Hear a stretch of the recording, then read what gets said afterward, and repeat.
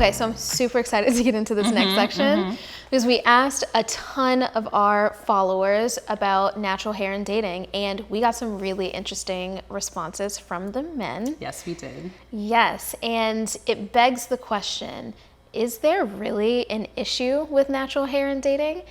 So many women in this space feel like their natural hair isn't as accepted, isn't as loved, isn't as appreciated, but that's not what the evidence suggests. The men out here seem to really love that aesthetic. They seem to really be open to that aesthetic, and the preferences don't really match up with women's experiences. So it begs the question, how much of this is actually supported, and how much of this is just our insecurities? How much of this is just us still unwinding from those mainstream beauty standards?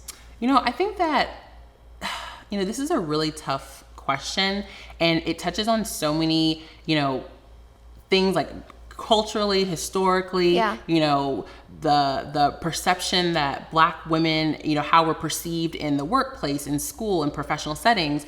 And, I think that some women believe that men, when they say, I love a natural, woman, we think, oh, well, you love like a Halle Berry, right? Like, because she's gorgeous in her natural state, right? But not necessarily do you mean that you love all women, right, in their natural state, right? Some women, I think men would say look better when they're more done up and like put more effort behind the way that they look, right? So, and that kind of goes to earlier what we were talking about texturism and colorism. That's right? So what do men, when they say that they love women in their natural state, do they really mean all women, or do they mean women with the coily, bouncy curls, not the 4C tight fro, or light skinned women versus dark skinned women? And I think it's a lot deeper than just asking men like, oh, do you prefer women, in their natural state or more done up? I think that most people would say like, I like natural yogurt more, it's better for you, right? Like everything's like better natural,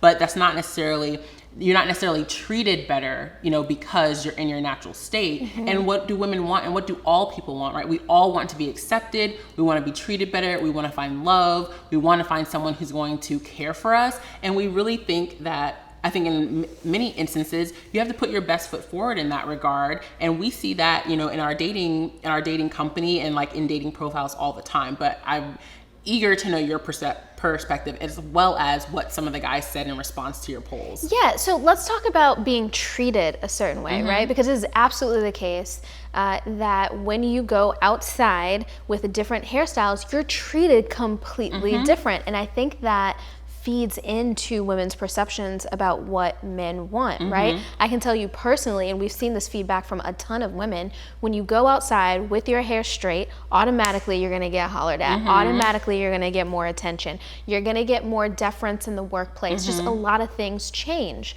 However, just because you're not getting that attention doesn't mean that you're not getting attention, right? One of the things that we've heard over and over from women is that when they wear their natural hair, they get very different kinds of attention. They get more respectful attention for whatever reason. And I think that's a whole kind of sociological, that's a whole dissertation right there. But for whatever reason, women with natural hair, men don't feel as okay to just walk up on them in the street and ask for their number. Men feel like they have to comport themselves in a certain way. Bring something different and something more to the table. Exactly. So the question then becomes, is this about want? Is this about desire? Or is this about a ton of other social, societal, economic variables that are hidden in this issue? Okay, so let's get to it. What did the men say for real? Okay, so we saw a lot of things, right? One of the comments that I thought was really interesting, we had one person who said, I haven't dated a woman who doesn't have natural hair since Clinton was president. So, this person was clearly trying to establish... He's making a point, y'all. He's making a point, right? And I thought that was really interesting because we've always thought of the natural hair movement as kind of new, right? But apparently there have been men who have been on this train way before some of us were on this train. So that's really encouraging. Another really interesting comment we got was from a gentleman who commented that he prefers natural hair because weaves smell like plastic. Pause. It begs a few questions. One, what are the quality of the weaves that you are dealing with, sir? But then also, again, It's good. It's good. it begs this question, right, about pitting ourselves against each other, right? Men sometimes, in support, deride other groups who have made other choices, right? And that's not what we're about either. So part of this is how do we get to a point where the fullness of Black women's culture, all of our hairstyles, our braids, our weaves, our wigs, our naturals, our twist outs, what have you, our locks are all respected and put on the same plateau, on the same level? Well, I'm gonna tell you one way that we're not gonna get there, by watching these internet gurus and dating experts like Kevin Samuels, who talk about women's value and reduce them to, 3 factors. Was it the sexual marketplace value, which is just your appearance, your weight, and your height, I think is how they, how he comes up with this formula. And let me say, as someone who's watched many a Kevin Samuels video for, I don't want to say educational purposes, but just so that I really understood the points that he was making. I think that he actually makes some really good points when it comes to the dynamics between men and women understanding, longevity in relationships and your ability to potentially retire, right? And live a life that's healthy and that you're supported in, right? But then I think some things are just so reductive, and it really reduces men back to dragging their knuckles on the ground out of the cave. And I don't really think, from my personal experience in engaging with men, that that's how we should reduce them. I do think that people are holistic and women are holistic, and maybe that plays out differently for different types of women. I'm not exactly sure, but I really in watching his videos kind of feel like I'm losing some brain cells. And men are also, and I also think that it's the type of people who may be susceptible to the advice that he's given, right? And that just then take that away and say, the women, all that matters in a woman is her height, her weight, and her appearance, right? What does she look like fresh out of the shower, with no makeup, no hair, no whatever, and that's your number. And if you're a 6 or below or whatever, then you need to start looking to settle for in your dating life. And I do not agree with that. And ladies, if you're having trouble with dating, it's not because you are less desirable. Like we said before, it's because you're in the wrong environment, right? Those other dating apps and services don't understand our needs, don't understand our culture, don't understand our backgrounds, and they don't necessarily cater to men that are looking for amazing Black women, right? And so you kind of get this dog chasing the tail mentality when you watch and consume content like that and think that, oh, well, I do need to settle. There is no place for Black women when it comes to love. I am just reduced to my body and the way that I look, and it's so discouraging on so many levels. But, I'm happy that we're really building a community that's fighting against such a reductive mindset. Well, I mean, let's think about this. This intersects with so many other issues, and this is going to be a little tangential, but stick with me for a moment. Kevin Samuels is speaking to a reality that some people still live in, right? There is a sector, and it's not Black people, right? But there is a portion of society that operates in exactly that way. That is women's worth.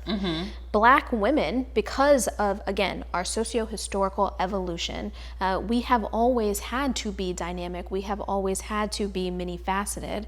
And so that rubric, it just doesn't apply to us, right? So when we talk about this issue of natural hair, we're talking about many different things. We're talking about education. We're talking about, social status. We're talking about economics, right? This stuff is expensive. You can't talk about natural hair without talking about money and the time it takes to keep it up.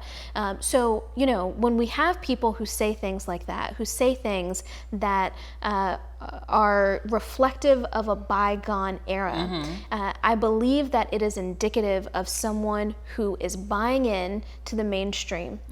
It is indicative of someone who is buying in to not just what a woman should be, but what a woman should look like, and where those ideals come from. They're coming from something outside of our community, right? So when we talk about building a space that's specifically for Black women in dating, we're talking about weeding those people out, right? Like we're talking about weeding those people out and tailoring a space specifically for folks who are looking for the dynamism, for the just beauty and the whole multifaceted nature of Black womanhood.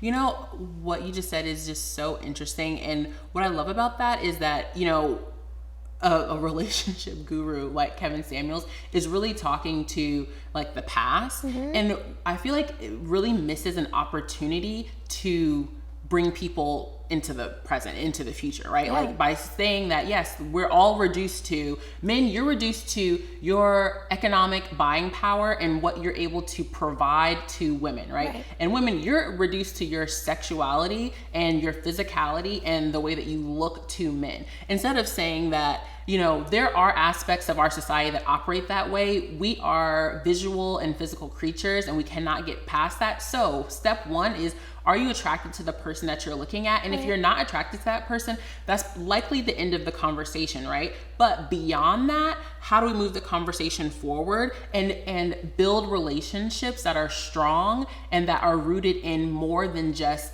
access to wealth or money, or you being able to buy me a Chanel bag and you being able to lay on your back and me being able to enjoy you physically, right? Because if you think about it, that's pretty much what he's trying to say. Men of high value aren't looking for a woman that has money. I haven't found that. Right. Like, and I make six figures. I date men who make six figures and have more money than me. And I haven't found any of them to say, I want a woman that doesn't go to work, doesn't have a job, doesn't have a career. Not one. No. And so while there's so many other points to hit on when it comes to this topic, you know, the one thing that I would love like our, you know, viewers and things to land on is that we're all so much more than just what we're able to give to someone else, right? And we also need to be looking for more than that in our partners, right? It's not just about a come up or sexual advantage. It's also about the person as a holistic person. So we're going to continue this conversation, delving more into business and entrepreneurship and the way in which